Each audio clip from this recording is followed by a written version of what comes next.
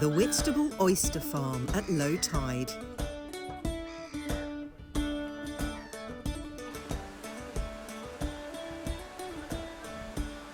All weekend, this seaside town's celebrating its very special connection with these shellfish. They've been enjoying the fruits of the sea here in Whitstable since Roman times, and by the 1800s they were sending 80 million oysters up to Billingsgate every year. In 2025, their popularity is very much on the rise again. Bursting with omega-3 and packed with protein, these magic little creatures even filter the water, the epitome of environmental friendship. And this local seafood helped drive a sea change in the town's fortunes 40 years ago. It wasn't affluent in the 80s at all, so Whitstable was pretty down on its luck. It was a fishing community and the fishing was still relatively good then, but other than that, it was very hard to make a living. And people weren't really taking English holidays in the 80s, and I suppose the thing that changed was when we opened the fish restaurant, and it was a point of interest for people to come. Ooh! There you go. That is actually lovely. It's lovely, isn't it? That is lovely. Perfect shape. And a focus on fresh, local produce has helped grow its popularity for following generations.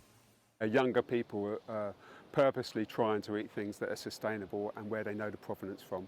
And I suppose the difference going back, elderly people have their dozen native oysters. Now that's completely changed. If you stood in a queue at this weekend where people are queuing up for oysters, they'd be young, in their 20s and 30s.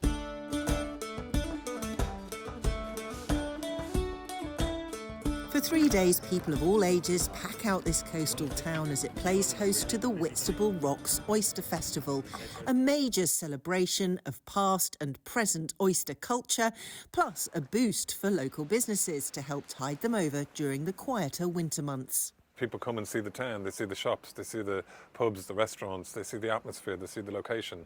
And that's all created by the event itself. And they come for the event and then they come back again.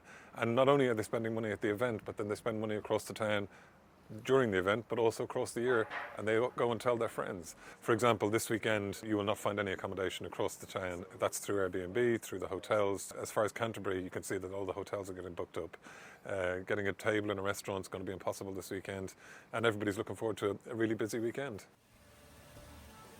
But beyond any immediate economic impact, it's the focus on the town's unique bond with these sea creatures that's been such a key part of its success. And while not every seaside town in the southeast may be suitable for growing oysters, might each still have its own hidden pearl of inspiration waiting to be discovered. Marcella Whittingdale, BBC South East Today, Whitstable.